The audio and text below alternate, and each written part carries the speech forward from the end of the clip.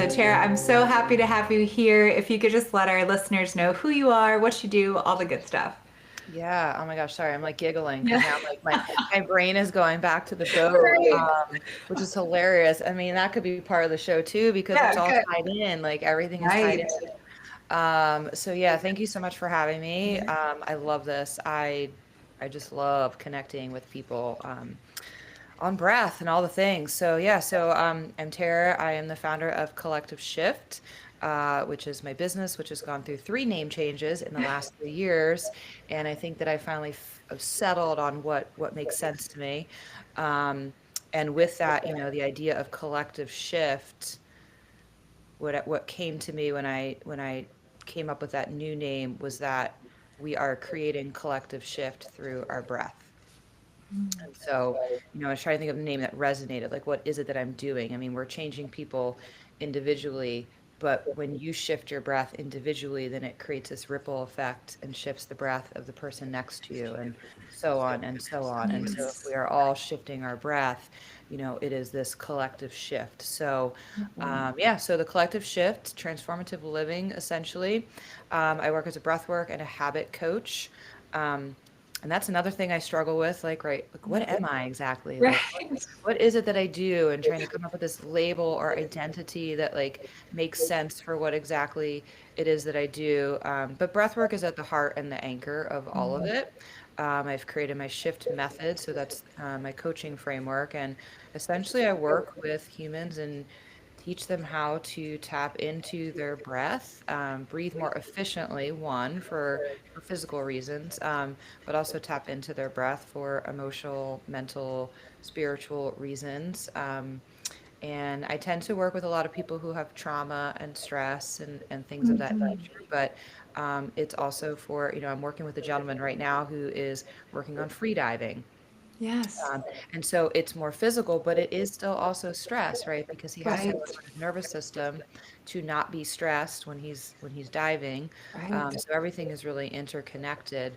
And I also believe that like our breath and boundaries and our habits are all interconnected. So that has kind of become the new theme of my work: breath work, boundaries, and habits. Love that. I love that. Oh gosh, we could dive right into it. But before we do, because I have so many things that I've been working on that connect with that, and I think the breath is the key that unlocks being able to take yourself to where you want to go, right? And a lot of it is habits and reprogramming of habits and repetition and intensity to get there. And that intensity can be fueled by the breath. But before we get into all that stuff, and I know you all can't wait to hear about that, what brought you into the breath work? Where did your journey start with the breath work? Yeah, that I always say that is a loaded question. Yes, Like, how much usually time do is. we have for this podcast? Right. And right before we started, right, I had to take a little break and answer a text message that is related to a family dynamic going on in the background, which is somewhat tied to how I came to be. Um, so I've always been in the world of education, behavioral modification, and wellness. I started my career as a special ed teacher.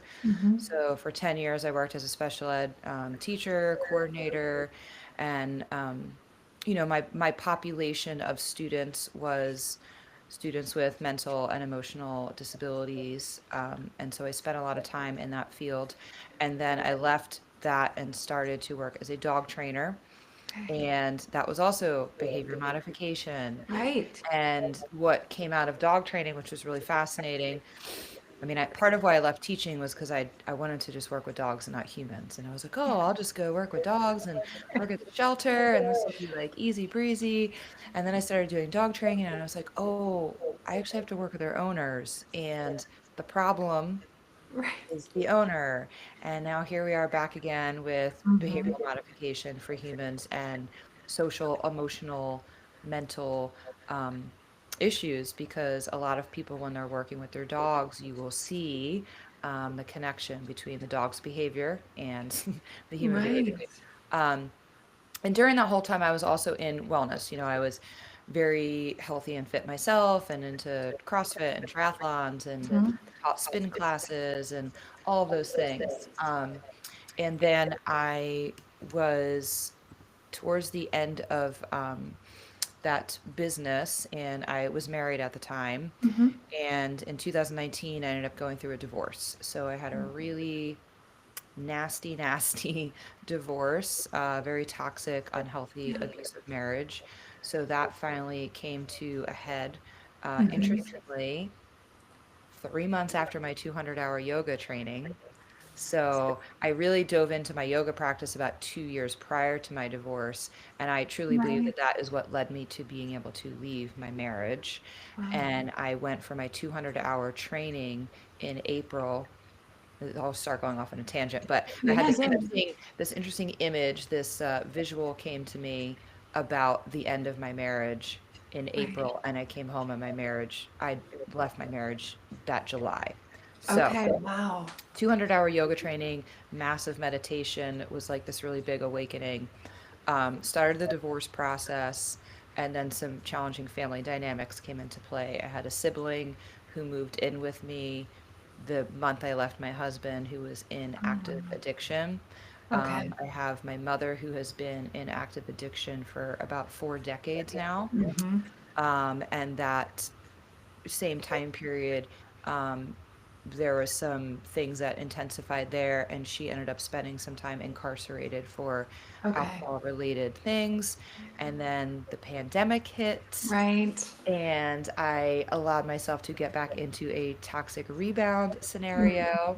So we had all of these things at Happens. play, right? I'm going Yep. through my divorce, my siblings living with me in addiction, my mother's in jail for addiction. I Right. put myself back in this situation. The pandemic hits, my business goes under, and Mm-hmm. I'm in this space and place where I'm like, okay, universe, like, what? Where are we going? Where are Yeah. we going with all this?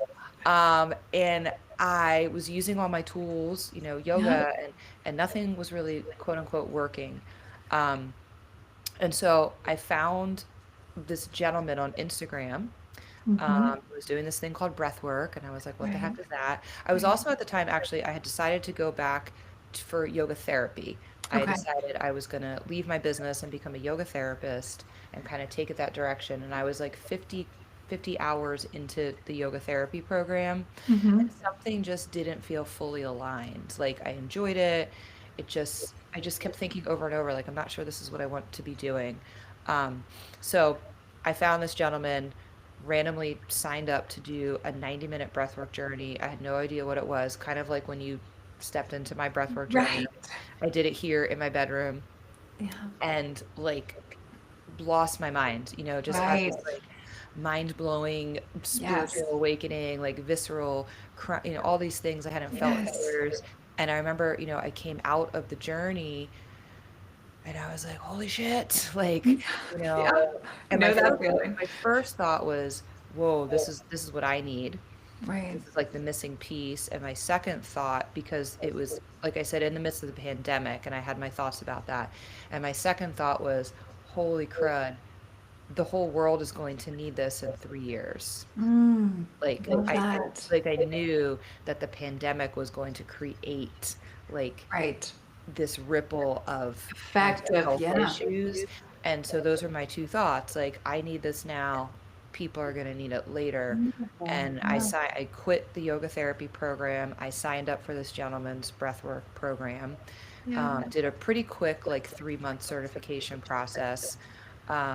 Started leading, found out that I needed more education, and fast forward. So since that time, I've gone through two additional breathwork certification programs. I went through a neuroscience Mm-hmm. program, so I was happy to hear you talk about that because that's Yes. huge. I finished my gut health certification, and I've done a couple other things. So, um, in all of the things, my goal is always to take everything that I've done, like from my education days to my dog training days, because dog Right. behavior and human behavior is not that far off when we're talking Right. about fear-based behaviors and things Yes. of that nature. And then the yoga and the breath and the neuroscience and the gut health, and like putting it all The together in a synergies. Yep. space Yep. that makes sense, right? Because if I we're love not that. healing one section, we're not healing all of them. So Right. yeah, so it's kind of a long-winded way of how I got I to where I love it. was. And, in kind of bringing it back to right before we logged on, my mother is currently in active addiction. Hmm. Her father, or her husband passed away about 6 weeks ago. So the last six Okay. weeks have been a really challenging time. Sure. And in the last 6 weeks, this will now be her third time in the hospital or a detox facility. So Okay. she went into the hospital again last night, and we're kind of dealing with all those things. And I share that because if it were not for breath work, Mm. I would not be able to be on this call right now I'm hearing boundaries. I'm doing hearing, this Zoom. yeah, I'm hearing that's just what's coming in because Mhm. you said that, that beautiful consistency between breath work and boundaries and habits. And I can't imagine because having dealt with that in my world myself with addiction and my late ex-husband, it was I didn't have those. So I got pulled right down under too, where I was just trying to gasp for air and hearing you and can go right back to that place of those messages and that worry and those phone calls. But me, when I go back to that place, it was without the boundaries. So I can feel the anxiety rise and I'm like, not mine, not mine. I see you, but you're okay. And Yeah. it's one of those things. So, and just to have you be able to come on for those that are listening, that are actively, dealing with somebody in their lives or maybe even their own, addictive behaviors. I mean, I think this breath work that we're going to get into, this is something that absolutely, allows you to be peace. You seem to be, very Yeah. peaceful and here, and I love Yeah. that. Well, and it's interesting because the word boundaries, right? I mean, I didn't have boundaries for most of my adult life. I'll be, Right. I turned 48 in about 3 weeks. Yeah. And, this with my mother has gone on since third grade. My marriage was 12 Right. years. And then even the person I got involved with post marriage, which I allowed to go on for about a year and a half, right? Right. Um, and it's been this interesting evolution of looking back at no boundaries Right. to the self-awareness, to the work, to get to where, we are now. And I had another phone call last night, a Zoom call with two other people for I'm hosting a retreat in Colorado in June. And so we had this meeting to plan for it. And right before I hopped on the call, same Hmm. thing. We're having this conversation with my aunt. We can't reach my mother. We're deciding Right. if we're calling the state police to do a Right. wellness check. Yep. We're trying to get in touch with her sponsor, all these things. And I hopped on the call, and it's with two people that I can share this with. So I was like, hey, this is Right. what's going on. And they both, and Nick, who's one of the gentlemen I'm hosting with, he had similar issues with his father, and he actually Yeah. found his father passed, unfortunately. Oh, So for him, my statement was triggering, and he was like, hey, I want to tell you, like, that's triggering for me when I hear with the word wellness check. This is what it brings me back to, and I want you to get off the call if you need to go deal with hmm. that. Yep. And I got a little teary-eyed, but my statement was, I said, no, I'm going to stay on the call because these are my boundaries right now. Right. I'm not stepping in, and Right. I'm going to trust that the police or her sponsor are going to attend to this. And then Yeah. when I am off this call in 30 minutes, then I will go, check or do what I need to do. And by the time I got off the call, the police had been there, the ambulance came, and she Hmm. was at the hospital. So, the point is, yeah, this idea of breath work and boundaries, um, Mm. and being able to create the boundaries, enforce them, and do it in a way that your nervous system still feels safe, right? I led a Right. breathwork training this weekend, and that came up a lot. Like, okay, what is a regulated nervous system really? And we talked Right. about how it's a healthy nervous system, it's an adaptable nervous system, right? Mm. And this has been going on with my mother for a week. So I share it with people, and I shared it at the training, and it was like I'm able to share what is going on. I cried for like 30 seconds when I Yeah, was yeah, sharing it yeah. because that's an appropriate human Yes, response. absolutely. And then I was also able to regain control of my nervous system and then Hmm. go about my teaching and lead the training. And I think that's one of the biggest things that comes up for me recently with all of this, because I think so many people are under the impression that a regulated nervous system is like calm, cool, and collected, All and the not, time. right, Right. and not having an emotional response to things. Right. And it's like, that's not really the goal, right? The goal is, we're No. human, we have emotions, these things happen, and we should be able to feel them in real time. Mm-hmm. And that was a beautiful thing that came up this weekend in the training. And I'm sure you felt that in your 200-hour training too, right? Right. So in the breathwork training, when we would have some shares about things, Yes. it was really like so amazing and special to sit there and be able to hold space for people too, Yes. because it's hard to do that when you're not regulated, and to witness someone else, somebody else shared their brother's in addiction. So share Mm-hmm. the story, cry, everybody Yeah. sits there and holds space for it. And Right. then you just talk about it. Okay, where are the tears coming from? What are you Right. feeling? And then I love a that. minute later, the tears are gone and we're like moving on to the next thing. And so I think that's like the ultimate goal and beauty of Goal. all of this, is how do you get yourself to a space where you Yeah. can feel your shit, sit with it, be Right. with it, allow it, and then also be like, okay, I can also notice the birds chirping this morning. Right. And And do that in real life, real time as you're feeling it. So everybody listening, you don't have to be in a, 200-hour yoga teacher training. You right. don't even necessarily need to be in a breath facilitation. But what you can learn to do through the breath work and different practices is feel your feelings, feel your emotions. We're not meant to be numb. We're Mhm. not meant to be totally just a robotic way of just saying, I'm in my parasympathetic nerve system, I'm relaxed state. I mean, that's almost like a medicated state. And I don't even know that it's possible to get there unless you're Patanjali up in a cave, so it's not going to happen. So, what we need to be able to do is just like you said so beautifully, is hold that space for ourselves. Because once you start practicing that with yourselves, I've noticed that we go out into the world and then we are readily available to hold space for others, and they Mhm. feel it and they just feel this ease to be able to share with you, like I did just at the beginning of this call when you brought up your story, and I was like, wow, that's bringing back a lot for me, and I can feel that. And that's a, guys listening, that's a healthy thing, right? That's what keeps the world going around, this human connection that binds us all, so we're never ever alone, right? But we have to be able to share. And then you mentioned that gentleman Nick who was like, whoa, that's triggering some stuff for me.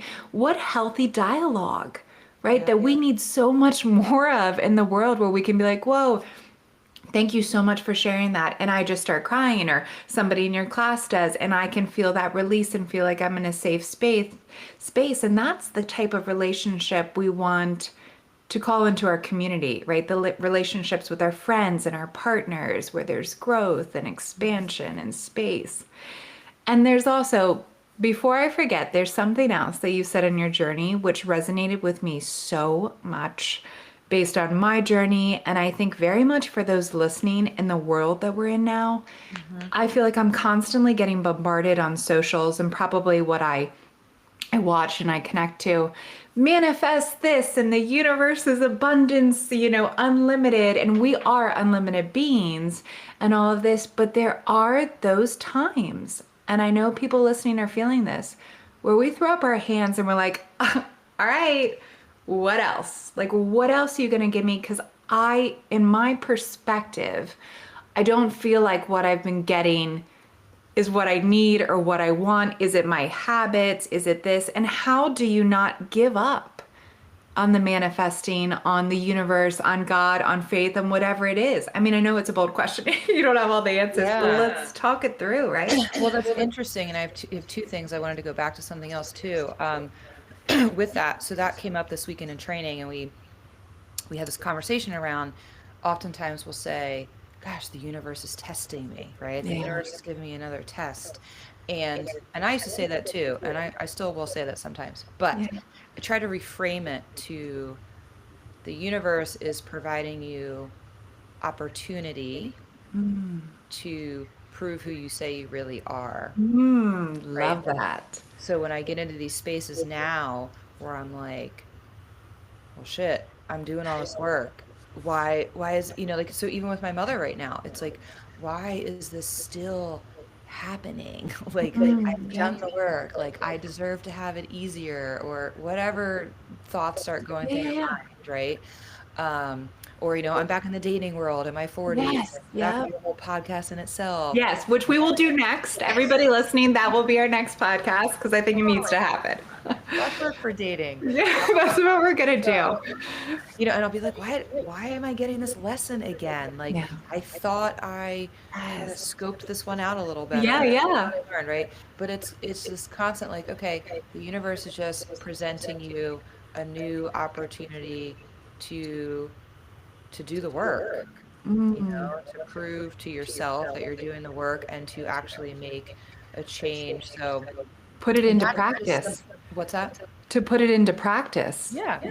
because it is actually a practice, which brings me back to a thought that came up when earlier when you were speaking is, the world of breath work, and if you're on Instagram and social media, everything is so fascinating. And as I go through my own business coaching classes, it's even more fascinating because when I watch people's posts, I'm like, I get your marketing scheme, like I know what Right, you're right. doing.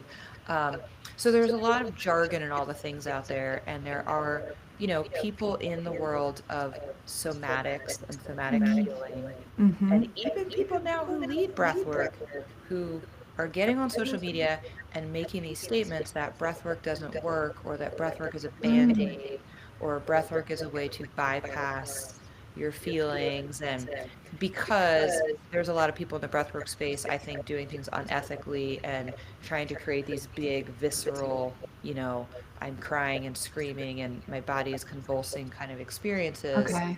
And so what they're comparing it to now is, it's been a big theme I'm watching. People are saying breath work is really about the peak experience. It's not really about healing your trauma.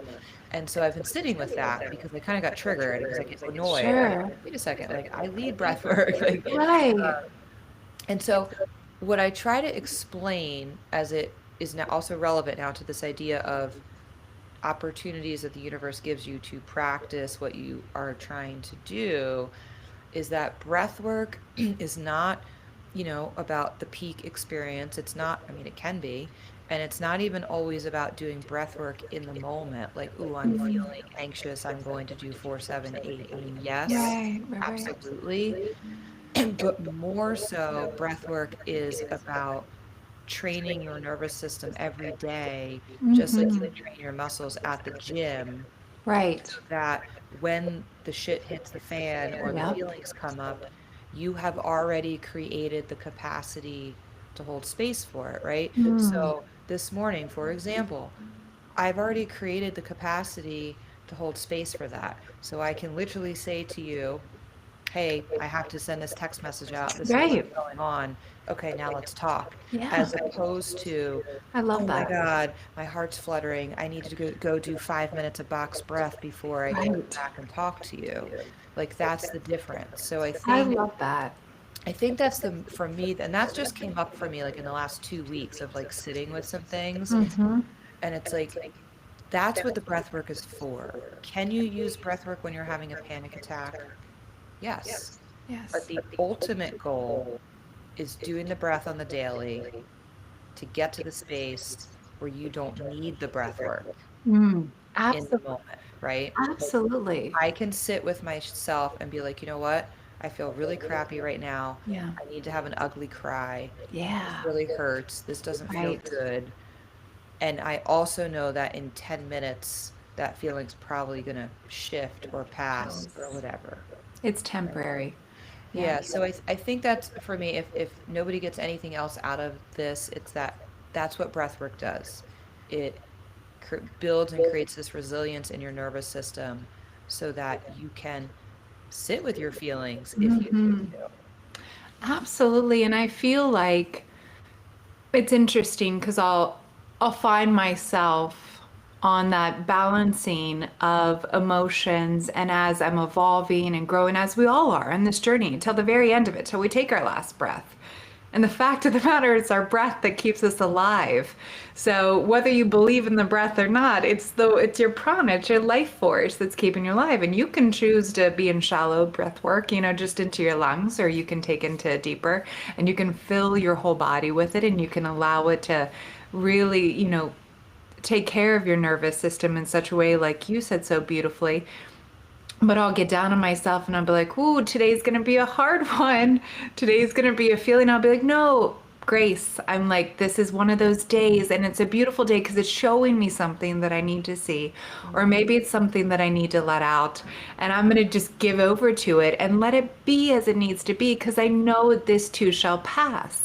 But it's interesting. I'll be in that moment. And for me, it feels like I'll be coasting along and then I'm like, oh my gosh, there's this mountain. There's this mountain that I need to get to the top of and feel. And for me, it's a wave or it's a huge wave that's coming in.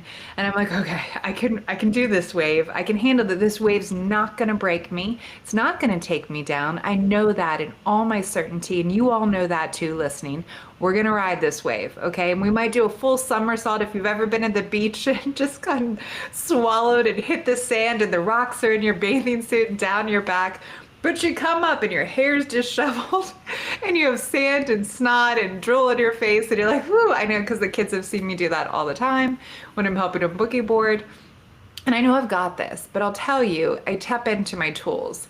And it's like you said so beautifully at the beginning, it's not just one thing. It's making myself something healthy to eat that's going to nourish me. It's tapping into my mindful practices of awareness right now. I need to be aware of this. Identify with my ego self, my mind, my physical self, my body, and know that while those are a part of me, they are not me. And I can be in awareness right now and I can feel this. But I can do all those things and get right up to the top of the wave. But it's the breath that's going to help me coast over on the other thing because the tears are coming. I'm hyperventilating, which you do when you cry really hard, guys. And that's a point that you need to take a deep breath because the breath is going to come. It is just like you're going to come down on the other side of that intense feeling. So for me, that's what it's become in my life that I tap into the practices that I know because it's what takes me over out of it almost. And it's become beautiful. Yeah, I mean, I think, the biggest thing that, and then you mentioned, right, breath is life. It is life Yes. itself. And that's, I mean, Yes. I use and integrate all the tools and modalities, but for me, I find breath is Yes. the anchor of everything because if you don't breathe, you cease to exist. I mean, that is Yes. plain and simple. And what a beautiful simple thing to tap into. Like we take Yes. 23,000 breaths a day, and that is Oh, 23,000 opportunities to shift your nervous system. And something that you said spoke to me too. When I think about my mother's husband who passed away about, I don't know, I think 6 weeks ago. I can't never keep track of time, but he was on life support, and my mother had to make the decision to take him off of life support. And I've been with people in hospice and at the end of their time, but I've never been with anyone at the end of their time. And so we took him off of life support. And mind you, this is not a person that I was close with, so it's like a complicated situation. But we sat and watched him pass. And it took about 3.5 hours. It was one of those things when somebody comes off life support, it could be right. minutes, it could be days, it could be hours, you have no idea. And so I made the decision, the commitment to stay with her for that. And the entire time that I was there, those are the things I was thinking about. I'm watching Right. this man and I'm watching the the numbers on the monitors, and you're just sitting here and witnessing Right. somebody literally get to their last breath, Mm. and then it happens. And Gosh. it was such an interesting and surreal experience, I think, for a variety of reasons, but also because it's not a person that I was close to. There's Right. a lot of trauma there. But I came to like a certain level of compassion with that in that moment. And I was having all these thoughts like, yeah, we all take our last breath at some We point.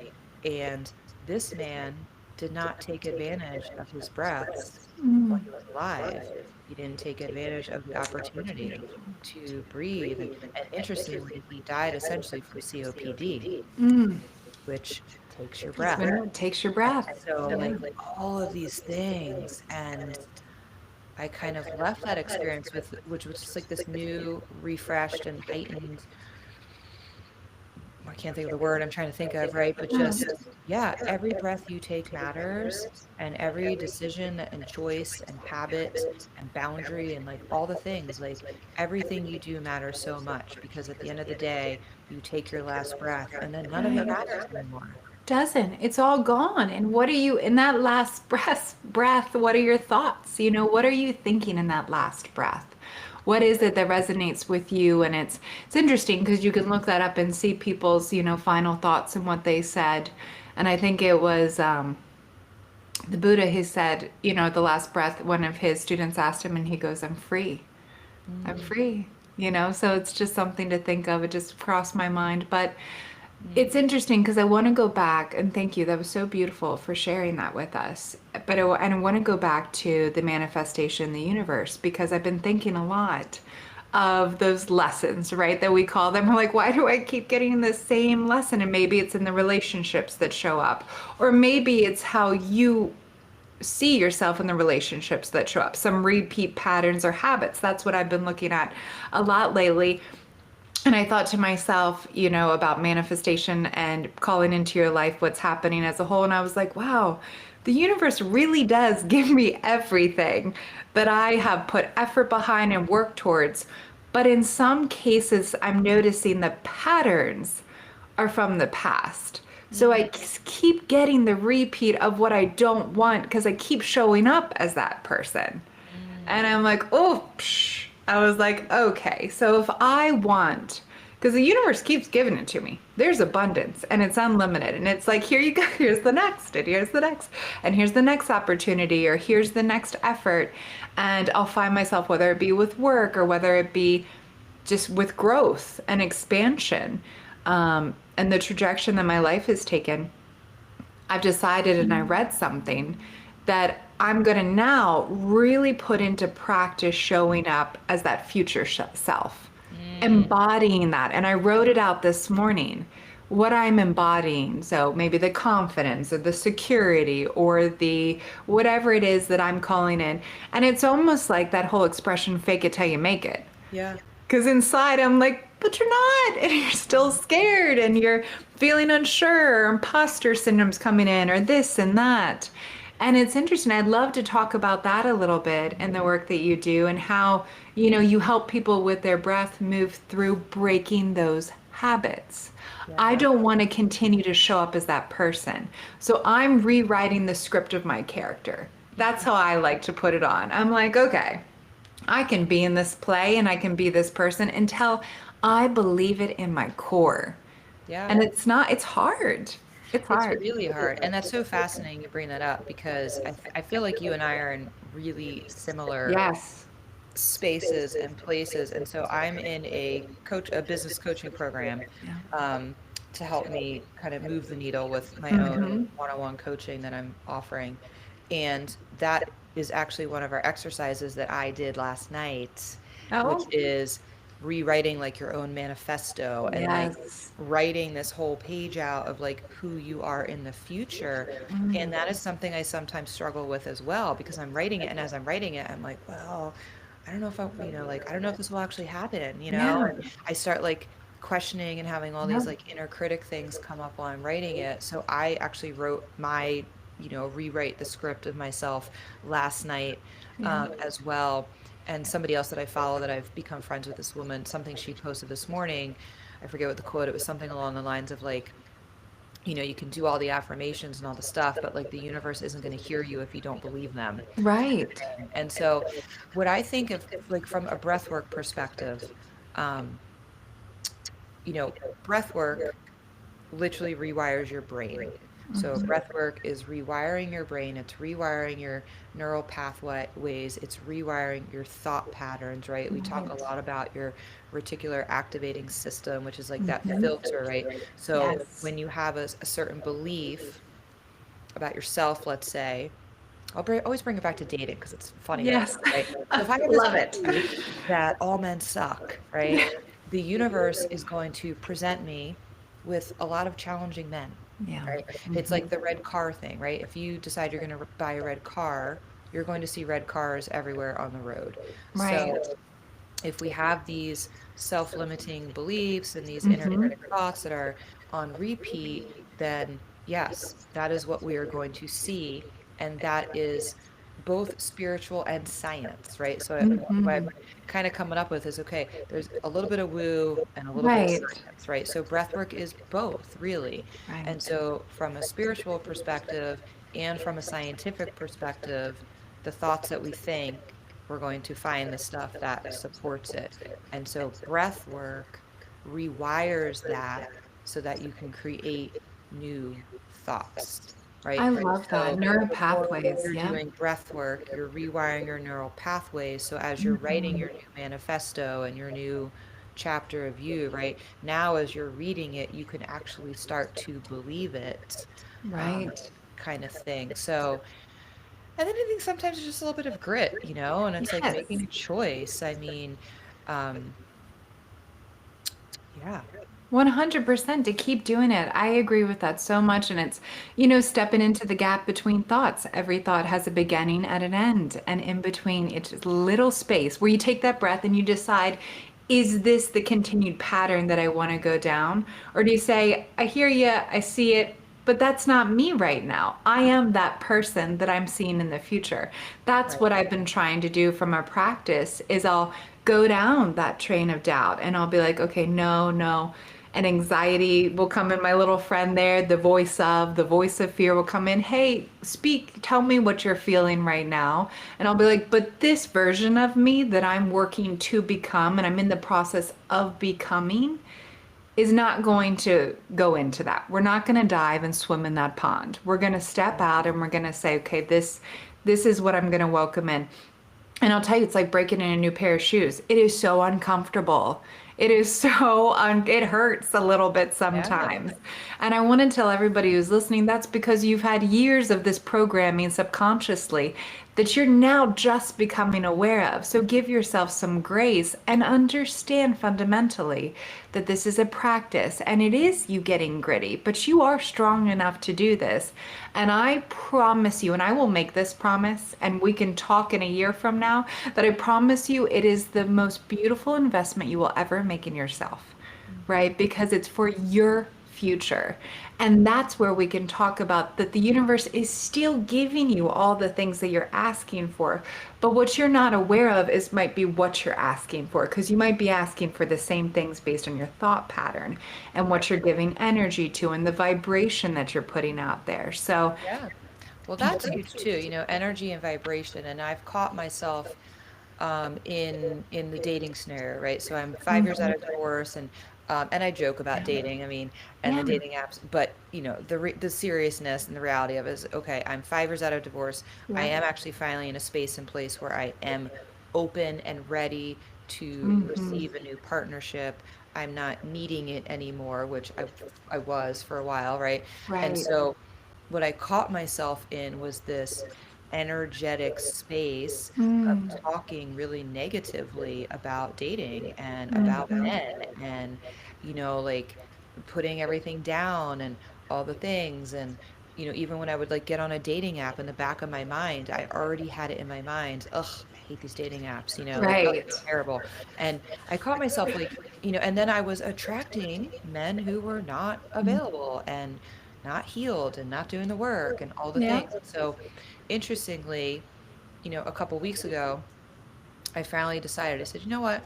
I'm going to actually delete all of my profiles, not just Hmm. take the app off my phone, but full Right. on delete the entirety of my profile so it no longer exists in cyberspace. Yeah. And then I sat with it for about a week, debating if I wanted to get back on or not. Okay. And journaled, and I've been going through this book called Finding the One and all the things. So then I went in, I decided, okay, I'm going to go back onto two of them with a different intention.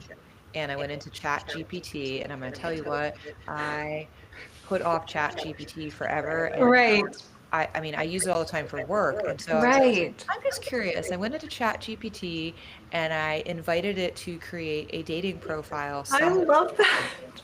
And it came up with like the funniest, cutest thing that was Yeah. completely like spot Brilliant. on, Yeah. brilliant, like what I'm looking for, da da da. So I used that, created the two new profiles, Yeah. chose some different photos. I have some new Yeah. photos of myself from professional photos from leading breathwork. Hmm. And anyway, so I create the new profiles.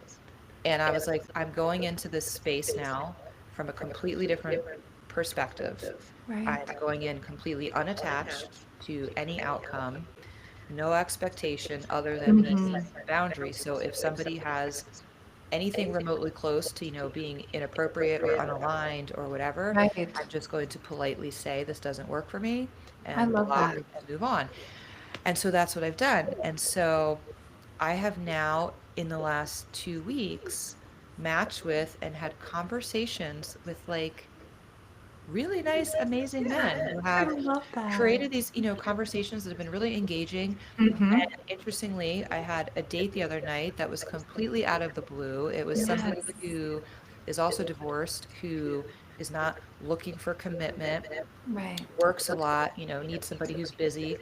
And so we had a very open, transparent conversation. What are you Beautiful. looking for? What space are you in? Yep. And he very nonchalantly Saturday, said, "Hey, do you want to meet?"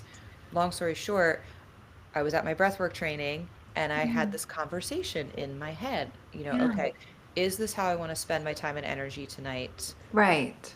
Can I go out and meet this person for an hour or two with no expectations? Right. I like Key. sometimes you have to have these Yes, conversations you do. Yes, you do. physically in your mind. And so I made a very clear decision. Okay, I'm going to meet this person, no expectation. He's already told me he's not really looking for a commitment. This will Right. just be a fun conversation. Right. And then I sent him a voice note and I specifically said, "Hey, it's kind of been a long week. I've been in training all day. I want to be fully transparent. I'm open to coming out for an hour or two, and then I'm gonna have to call it a night because my social meter is here." And Beautiful. Love he that. wrote back like, "Thank you so much for sharing that. I'll take whatever time you have." We met. Yeah. We talked for 6 hours. Oh, I love We that. spent the whole night, and he messaged anyway. So now we have the next day. He said, "I'll be back in town in a week. Can you pencil me in for date number 2 on March 6th?" And I Hmm. read the text and was Beautiful. like, because I'm usually the planner, so that's been a huge thing for me. Right. Like, I'm always the planner, I'm always the leader, I'm always Right. looking ahead at the schedules, and it's been a struggle because most men find that to be overbearing or Right. needy or a turn off or make the assumption that I'm trying to like marry them right off the bat. I'm like, no, I Right. just think like realistically, like Which there's we so can many unpack that. We need to have a whole, and for everybody listening, this is such good stuff right now. And we yeah, are all in this. And we are going to have a second yeah. episode Well, it's just all breath work, about right? it's all Like, breath work and and how it's you're like showing up. breathwork Yeah. and boundaries. Like Yes. 4 years ago, I would have never been able to send the voice note, "Hey, full Right. transparency, this is where I am. This is the time I have for you," right? And I Right. also believe because I made a conscious decision and I've been working on unattachment, I stepped Right. into that date with no attachment to anything, and Right. it ended up clicking. And now we have 2 dates set up for a week from now. And I wrote in my journal this morning, I Yeah. literally wrote, "I am unattached to whatever happens with said person. Mm-hmm. However, this feels easy, Yeah. aligned, and it just and that has been my goal with finding a partner. Like, it shouldn't feel like anxiety. it should Right. it shouldn't feel like I don't know how this person feels about me, or I don't know if this person is interested, or I'm sitting by the phone waiting for the text and So figuring out if how they do you get out of responded, that? right? Because I think there's a lot of people listening who are stuck in that pattern. So if you're listening and whatever age you are and whatever relationship past you've had, married, not married, divorced, dating, it is a difficult time out there where we're bombarded with so many stimulants all the time, whether it be social or work or life or functions, that it is, I think anybody would agree, it's a difficult time to be dating. So, how do you shift? Just like your method of coaching states, how do Mhm. you shift out of embodying that anxiousness to Yeah. go into practicing a beautiful practice of detachment, of intention, but intention without attachment to outcome, hmm right? I think there's a number of things, right? So if like my shift coaching method, Mm-hmm. it's self-awareness, it's your habit Mm-hmm. audit, it's intentional breath work, it's finding flow, and then it's tailored action steps. So it's Right. putting all of those things into place, right? It's like, and that was a big thing that came out of the breathwork training this weekend. The purpose of the breathwork training is to, teach you the foundations of breathwork and teach you the breathing techniques, but more importantly, how now are you going to integrate that, right? So when Right. I do my breathwork practice and I clear some shit out and something comes Yeah. up for me in a session, or I just get my nervous system into a state of, more parasympathetic state, Yes. then I can actually, from a non-judgmental and neutral Hmm. state, start to then analyze, dissect, and become more self-aware of my behavior. I can sit Right. there and notice, okay, the last person I was messaging with, I notice that I'm checking my phone 5 times a day and I'm feeling this like tightness in my chest Yeah, that I'm not sure. because he hasn't texted back. And now I'm creating stories in my mind of Right. why he hasn't and when I say it's not just for dating, so what I notice with my own patterns is I do this with everybody. This Yeah. isn't just dating. This is with friends, this is with Hmm. work, right? It's the same pattern of Storyline. questioning, Yeah. why is this person not responded in a certain way? Right. Why are they speaking to me in this tone on a text message? All of Yeah. the things. And so it's the breath work puts you in the nervous system state that you need to be in order to do the self-awareness practice, Hmm. to take a look at yourself and be honest with yourself about what you're doing, and then make a conscious choice to create a new habit. Love that. You And know, that's tough, guys. Tara and I will tell you that's hard. That's a hard thing to do. And you said it so beautifully in the world that we live in, the state of affairs as it is right now, in so many different ways and cases. There's a lot of change going on. There's a lot of things happening. It's affecting a lot of people. Jobs in some areas are very uncertain. I have friends who are struggling with this. I know families that are. We are living in a world where it can feel so anxious already, right? The energy of the collective can be very anxious and it can be so easy. So give yourself some grace to fall into that pattern. And I think you said it. It is, and we said it earlier, think about the three bodies, right? So you have your authentic self, your awareness of the reality of what's actually happening right now. You're safe, you're okay. You breathe, take in some breaths, utilize the breath work, and you can shift out of patterns. So I would ask you, in between the space in between those thoughts, pause for a moment. Patience is one of the things that I am least good at. I have no patience. I have literally, I think since I was a child, patience was one of the hardest things. But sitting with things and accepting that I no longer want to operate from that place and I'm going to choose something differently. And it feels like I have just invented electricity. Like it's so hard. And I have given birth to two children and gone through hard things and buried family members. And this to me has got to be one of the hardest shifts. But I'm so proud of myself each time I do it. And I will tell you, sometimes I fall back into the old patterns, especially like we said with work, right? And maybe a dynamic with a boss or a colleague, or you're scared of the messages that are coming through because you're feeling anxious. Think about that for a second. Is it, the mind, the thinking mind that's replaying that storyline that you're so comfortable with, but isn't necessarily reality? Is it the body that's having a physical reaction, or is it just actually just awareness of what is?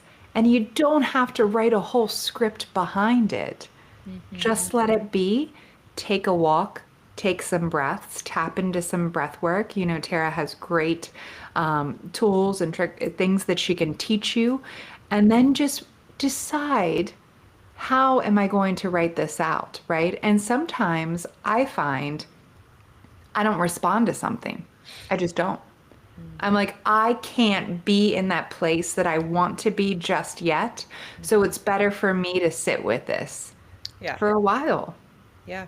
I think one of the words that you mentioned in that, the word choice, Mm, is a really important word. And so, when you ask, okay, how do we get from point A to point B? And I right. think that some people are kind of like looking for this magic pill, like, oh, Right. well, I'm going to start doing breath work and then my whole life's going to change. Right. I mean, your life only changes when you make the choice to change it. The breath work Oof. puts your nervous system and your emotional and mental and spiritual self in the space it needs to be Yes. to make the choices to Beautiful. change your life, right? Like me getting up and doing breath work every morning is great, but it doesn't really matter if I catch myself getting upset about something and I respond in a different way. Like Right. you do sometimes actually have to make a very hard, uncomfortable choice. So for example, last night, because we're doing the dating thing, there was this moment in time where like there wasn't a response, and my Right. pattern is, right? And I caught myself. I was like, oh, I haven't gotten a response for an hour. And then I started to create this story. Literally, Mm. I was like, here we go again. Right. Here's this person now after he's been so responsive for 3 days. Now all of a sudden he's not going to be responsive. Right. And then I started thinking, well, what if he doesn't respond tonight and he doesn't respond till the morning? Am I the one? Should I be the one to text in the morning? And you start going through like all these scenarios in your Mhm. head, and that went on for like a minute. And then I like caught myself, and I was like, get it together, Tara. Like literally. And I didn't go do a breathing technique or anything. I just literally was like, get your shit together to get, like it's a Yeah. text message. It'll be fine. Like, Right. You're fine. You're going to right, be okay. And I think that's what you keep having to tell yourself. You're fine. You're fine. right. And then the choice is don't send another text. And if Right. you never text back again, then so be it. Right. And it's just, and it's everything. And it's like, with my mother in the hospital or my aunt or whoever, it's the choice to say, hey, I don't have the capacity to have this conversation right now. Mm-hmm. Right? Exactly. That's what I've had to do with my family a lot. I do not have the capacity or the time to take care of this right now. And I Right. will put timestamps on it now, right? Like I will be back in an hour. There's another person I had met on an app that I was talking to, and I made a statement one day. We had been pretty communicative, and Yeah. then I said, "Hey, I just want to let you know I am teaching breath. I'm doing X, Y, Z. So like I'm Yeah. not going to be responsive tonight. Like I might just Right. have to catch up tomorrow." And he was like mind blown. He was like, "Thank you so much for being so Yes. communicative. Like I really appreciate you doing that." And I It was feels good. We are not and for men and women who are listening, I know we all feel this collectively. It's not, just women who feel this, it's men too. And it's the same kind of attachment styles that we're going through. And it's to give the gift of communication and set, boundaries. And here's what happens. And here's what I'm really good at. And know that I want to see you, but I'm really busy this week and I can't wait to make plans. That's just so much. And even at work too, if we're coming from a place of lack, that's what we're going to keep seeing. If we come from a place of just, we don't know what's going to happen, it's unknown, but we are okay and we will be okay, then that's what's going to show up. I reflect on sending emails of new projects I was working on, or goodness, even asking for a raise at some points, and I didn't hear anything for the rest of the day. And I was like, they're going to fire me now, or I'm not getting it.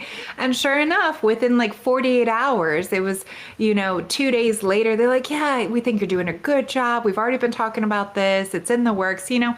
But it was getting to that point where I could ask for it. And then it was also regulating that internal dialogue afterwards. Mhm.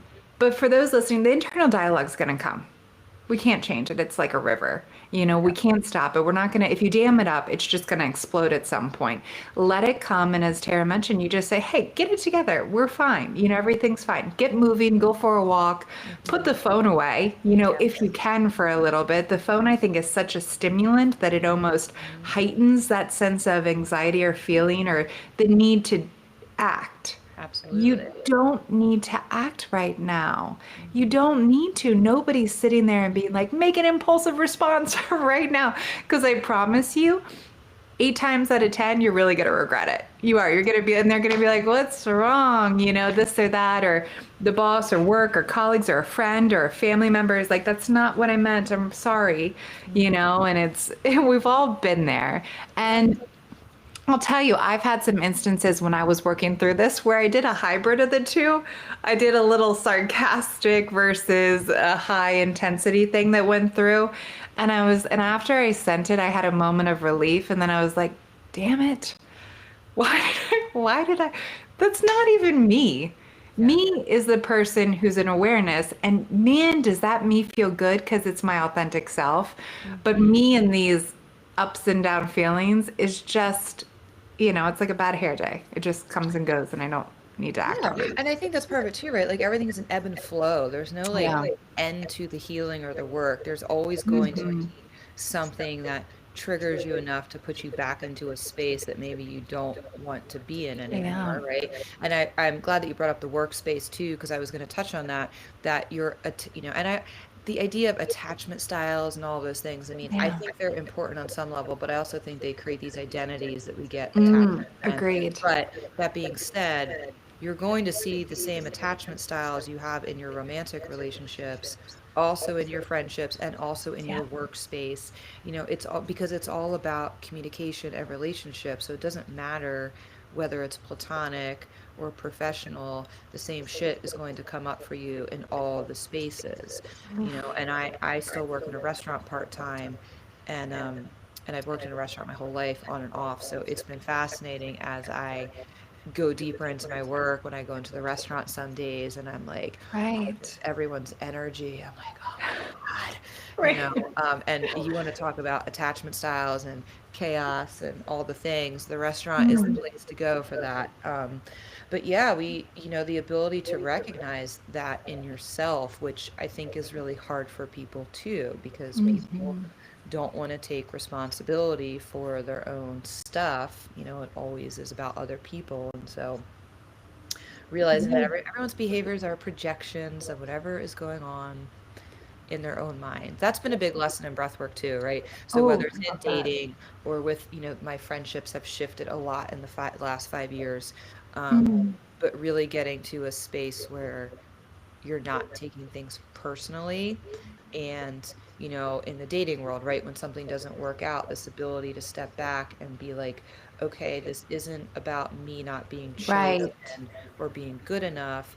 This is about me recognizing that this individual is only 2 years out of divorce and in a Right. different space, and Where they are in their journey. right, Yeah. hasn't worked through this, or friendships that have shifted in the last 5 years. Okay, Hmm. this is a friend that was aligned at that point in my life, and Right. now we're just not growing on the same path, Right. and And that's that's okay. something.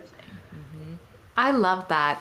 Well, I'm so sad to say that we're coming at the bottom of our time, but I promise you all I'm already thinking about all these beautiful things. We're going to have another episode and focus on the breath work and what we've done Sorry, to, Mia. no, it's okay. We'll focus on the breath work and what we've done to be able to cultivate space to do the work, right? Because it is a constant practice. And we're going to talk more about that so we can give you some more tools and just kind of talk about our process as it relates to friends, which I think are so important, jobs, and relationships, which is a big one in the world today. And I guess relationships really span through all three, and there's a consistent thread there. And I think also writing that manifesto of how we want to show up, and that could be with your children too. I know for me, it's have a profound effect of how I can relate to my kids and embody different tools and self-care and self-love that I give to them, and teaching them because they need to see me doing it, right? But they also need to see me being able to cry and share my emotions. So we will talk about all those beautiful things. But before we go, thank you so much. I have loved every second of this conversation. And where can people find you? Because I know they're going to want to. Yeah, thank you, thank you. Yeah, I'm like, I never want to get off these calls. I'm I like, I know. can talk for hours. I Um, know. I love it. So I'm excited for the upcoming Yes. combos. Yeah, so I'm probably most active on Instagram. So my business is Collective Shift, and Instagram is probably the easiest and fastest way for people to find me. I do have a website, which is just collectiveshift.com. You can hop on there. There's a contact form if anybody would want to reach out. Great. For events and such, I live in the Rehoboth Beach area, and so I do lead the group breathwork classes. I've got a couple workshops coming up. On my Instagram page, in the bio, people can find links to upcoming retreats. So I am co-hosting Great. 2 retreats. Yay. One is in Colorado in June, and I'm co-hosting with my friend Nick that I referenced to earlier.